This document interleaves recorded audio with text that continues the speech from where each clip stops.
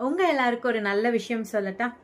சில பேர் ஒரு சின்ன சின்ன சண்டை, சின்ன சின்ன ஆர்கியூமெண்ட் வந்தா கூட ஆப்போசிட்ல இருக்கிறவங்கள பாத்தீங்கன்னா இந்த மாதிரியான வார்த்தைகளால தான் பேசுவாங்கன்னே இல்ல.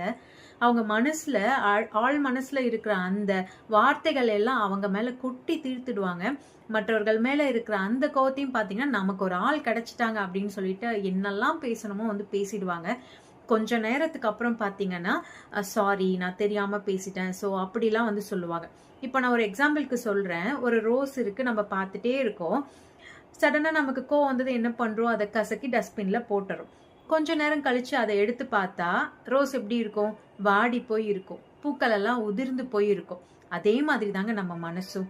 ஒரு பூவுக்கே இந்த நிலைமை அப்படின்னா, நம்மளோட மனசு இன்னும் அதை விட சாஃப்டானது.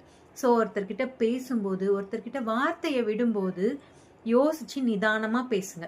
நான் என்ன சொல்றேன்னு கண்டிப்பா உங்களுக்கு புரியும்னு நினைக்கிறேன்.